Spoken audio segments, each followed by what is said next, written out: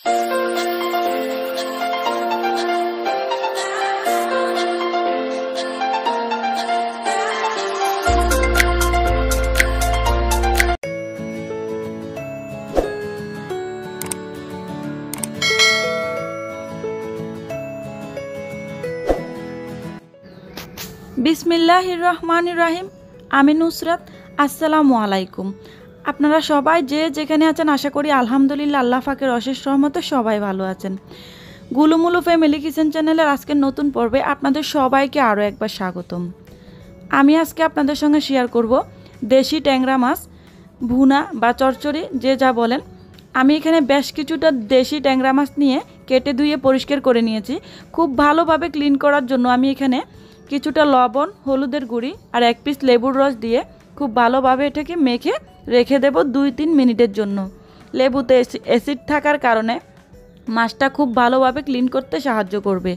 হলুদ কিন্তু জীবাণু ধ্বংস করে, এটা আমরা সবাই জানি। লবণে মাছের যে একটা পিছলে আবরণ থাকে, পিছলে ভাব থাকে, এটাও খুব দ্রুত চলে যায়। 2 থেকে 3 মিনিটের জন্য আমি এটাকে ঢাকনা দিয়ে ঢেকে রেখে দিয়েছিলাম খুব ভালোভাবে যেন ক্লিন করতে পারি। দেশি মাছে যেহেতু একটা আষ্টে গন্ধ থাকে, মাছ পরিষ্কার করার সময় চেষ্টা করবেন একটু হলুদের গুঁড়ি দেওয়ার জন্য। মাছের কালারটাও রান্নার পরে খুব সুন্দর আসে। সবাইকে একটা অনুরোধ করব, প্লিজ একটি লাইক দিয়ে ভিডিওটি শুরু থেকে শেষ পর্যন্ত দেখবেন। আমার চ্যানেলের কোনো একটি ভিডিওর কোনো একটি অংশ যদি আপনাদের ভালো লেগে থাকে, আপনাদের মন ছুঁয়ে যায়, প্লিজ চ্যানেলটিকে সাবস্ক্রাইব করে পাশে থাকা বেল আইকনে প্রেস করে রাখবেন, যেন আমি নতুন কোনো ভিডিও আপলোড করলে সঙ্গে সঙ্গে আপনারা নোটিফিকেশন পেয়ে যান। খুব ভালোভাবে 2-3 মিনিট মেখে রাখার পর মাছটাকে আমি ধুয়ে পরিষ্কার করে নিয়েছিলাম হাত দিয়ে কষলে। এখন এখানে আমি আবার কিছু পরিমাণ লবণ, কিছুটা স্বাদ মতো লবণ দিয়েছি, হলুদের গুঁড়ি দিয়ে মাখিয়ে নেব। মাখিয়ে নেওয়ার পর আমি এটা সঙ্গে সঙ্গে ভেজে নেব। এখন আর রেখে দিতে হবে না, এমনিতেই খুব সুন্দর একটা কালার আসছে মাছে। হলুদ দিয়ে মাছ ধোয়ার সময় খুব সুন্দর একটা কালার আসে। আমি এখানে চুলে একটা প্যান বসিয়ে দিয়ে পর্যাপ্ত পরিমাণে তেল দিয়ে দিয়েছি। তেলটা গরম হয়ে গেলে আমি মাছগুলো দিয়ে দেব। মাছগুলো দিয়ে আমি এপাশ ওপাশ করে একটু লালচে করে ভেজে নেব। 1 মিনিট, মাছ প্রায় 2 মিনিট সময় লেগেছে। আমি এপাশ ওপাশ করে মাছগুলো ভেজে তুলে নিচ্ছি। তুলে নিয়ে আমি যেই কড়াইতে আমি তেলটা মাছগুলো ভেজে নিয়েছিলাম, সেই কড়াইতে আমি পুরো রান্নাটা শেষ করব। তাতে করে কিন্তু আরেকটা কড়াই নষ্ট হওয়ার বা পাতিল নষ্ট হওয়ার চান্সই থাকবে না। রান্নাঘরের কাজটাও অনেকটা সহজ হয় যদি যেই কড়াইতে মাছটা ভাজা হয় সেই কড়াইতে রান্নাটা করা যায়। আমি একটু তেল বেশি পরিমাণেই দিয়েছিলাম। আমি আবারও কিছু পরিমাণ তেল দিয়ে পেঁয়াজ দিয়ে দিয়েছি। পেঁয়াজটা একটু আমি হালকা ভেজে নিয়েছি, বেরেস্তা কালার করে ফেলিনি। হালকা হালকা একটু বেরেস্তা কালার আসছে, আবার একটু সাদা রয়েছে। এরকমভাবে পেঁয়াজটা যখন ভাজা হয়ে যাবে, আমি এখানে সামান্য পরিমাণে জিরে বাটা, সামান্য পরিমাণ রসুন বাটা, 1/2 টিস্পুন রসুন বাটা, 1/2 টিস্পুন জিরে বাটা দিয়ে দিয়েছি। অন্য কোনো মশলা আমি এখানে দেব না, গুঁড়ি মশলাগুলো দেব। রসুন আর জিরের পেস্টটা দেওয়ার পর আমি খুব ভালোভাবে নেড়েচেড়ে 1 মিনিটের মতো ভেজে নেব, যেন কাঁচা গন্ধটা চলে যায়। সামান্য পরিমাণ আমি পানি দিয়ে দেব, যেন মশলাগুলো পুড়ে না যায়। দেশি ট্যাংরা মাছটা যদি এইভাবে টমেটো দিয়ে রসা করা যায়, খেতে কিন্তু দুর্দান্ত স্বাদ লাগে। তরকারির সঙ্গেও দেশি ট্যাংরা মাছ দিয়ে রান্না করে খাওয়া যায়। আমি এখন এখানে দিয়ে দিয়েছি 1/2 টেবিল স্পুন ধনিয়ার গুঁড়া, দিয়ে দেব লবণ স্বাদ মতো, আর দিয়ে দেব হলুদের গুঁড়ি। হলুদের গুঁড়িটাও আমি এখানে কম দেব, যেহেতু আমি ধোয়ার সময় আবার হলুদ দিয়েও মাছটা ভেজে নিয়েছিলাম। আমি মরিচের গুঁড়ি দিয়ে দেব। ধনিয়ার গুঁড়ি, লবণ, হলুদের গুঁড়ি আর মরিচের গুঁড়ি দেওয়ার পর আমি আবারও খুব ভালোভাবে নেড়েচেড়ে এটাকে কষিয়ে নেব 2 থেকে 3 মিনিটের জন্য। মশলাটা যত ভালোভাবে কষিয়ে নেওয়া যাবে, যে কোনো তরকারি বা যে কোনো রান্নার স্বাদ কিন্তু অনেকটাই বেড়ে যায়। মশলা কষানোর উপর কিন্তু তরকারির টেস্টটা নির্ভর করে। খুব ভালোভাবে আমি এটাকে ভেজে নেব।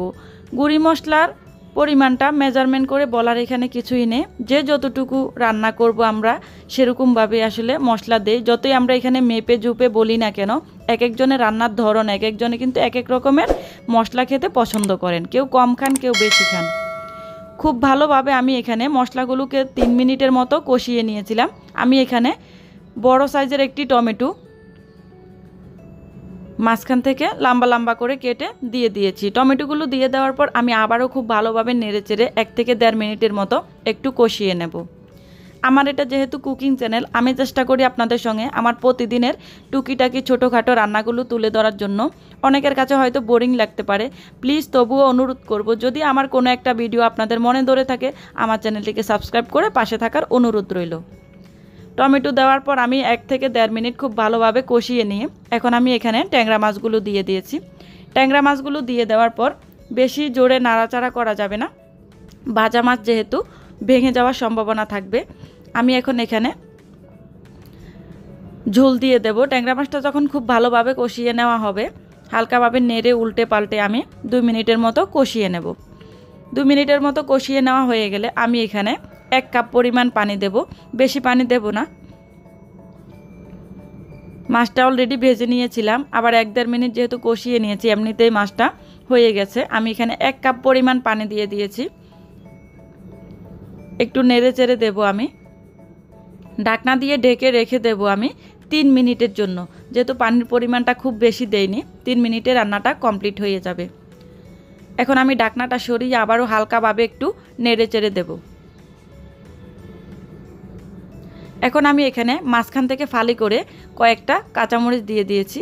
এটা খুব ভালো একটা ফ্লেভারও আনবে, আবার একটু ঝালঝালও হবে, খেতে কিন্তু অনেক টেস্টি হবে। আমি আবারও 1 মিনিটের মতো ঢাকনা দিয়ে ঢেকে রেখে দিয়েছিলাম। 1 মিনিট পর ঢাকনা সরিয়ে আমি এখানে বেশ কিছুটা ধনেপাতা কুচি অ্যাড করে দিয়েছি। এটা আপনাদের পছন্দ মতো দিতে পারেন।